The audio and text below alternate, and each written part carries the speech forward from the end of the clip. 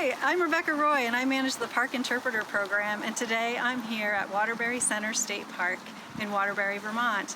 And we're going to explore how the miracle of spring is all around you, and you can find those special secrets too if you know what to look for. Today we're going to be hiking along on the ancestral land of the Abenaki people who've cared for this land for generations and generations for thousands of years, and they continue to care for this land. And so we'll keep that in mind as we're spending time together.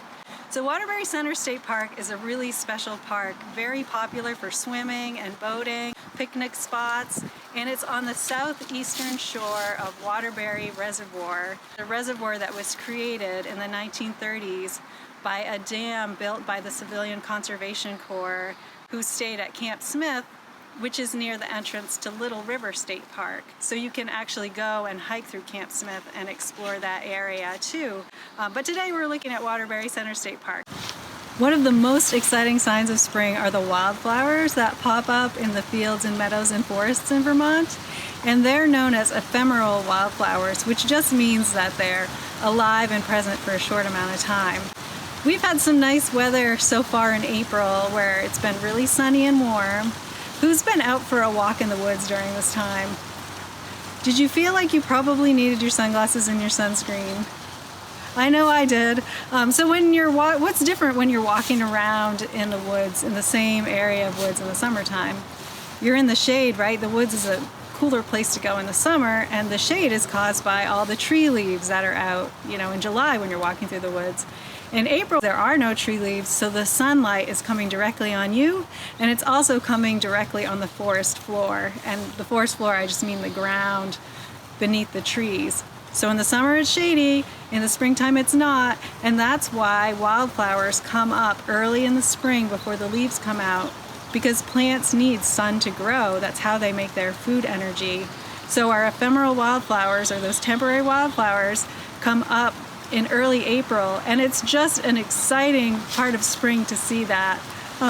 And right here we have some really beautiful ones that are just popping up. We've got the flower bud and the three leaves, and the three leaves are what lets us know it's the Trillium, because that means three. So it's three leaves with a flower bud in the center, and these, just in a short amount of time, probably within a week, they'll open up into a beautiful deep red flower. And after all the leaves come out in the trees, then the Trillium flower turns into the fruiting body, which is a red berry that you'll probably see hiking around in the summertime later on.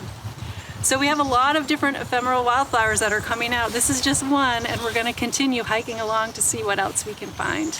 Another exciting thing about spring is we're anticipating the opening of leaves on our favorite trees. And I just want to show you here this American beech tree. What happens is the leaves are inside these buds on the tree, and they've been here all winter. But what I'm seeing here in the woods is that the buds are swelling.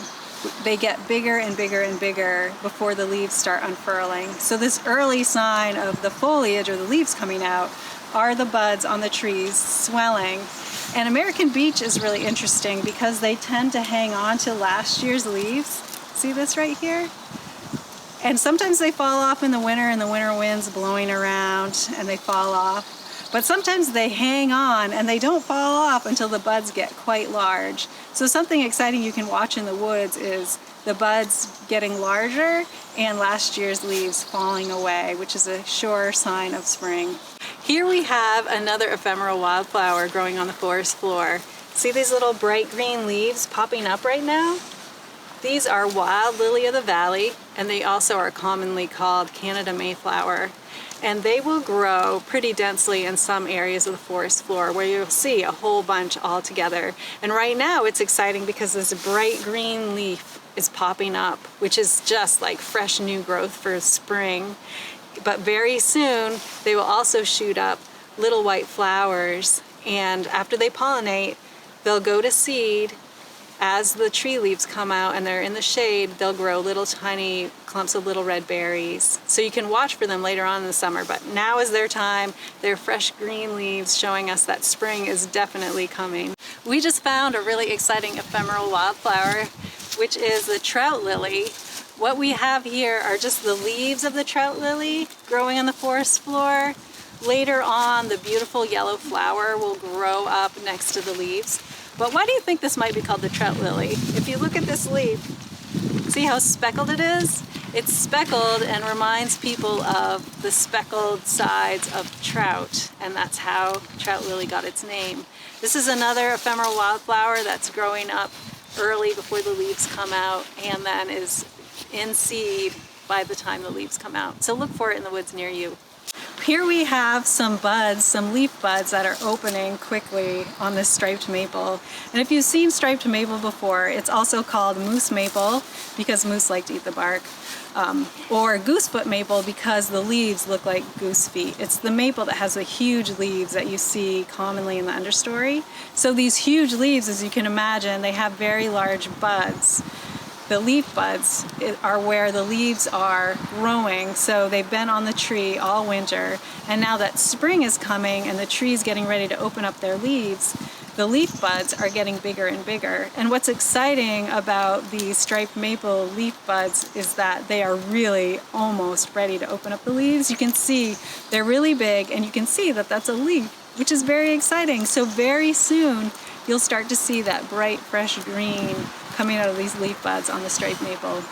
So we know that our ephemeral wildflowers grow on the forest floor while the sun is reaching the forest floor before the leaves come out on the trees. Another thing that's happening in early spring before the leaves come out is our trees are growing their flowers, like these alders. These flowers are called catkins. They're growing in these drooping, hanging pinnacles of flowers.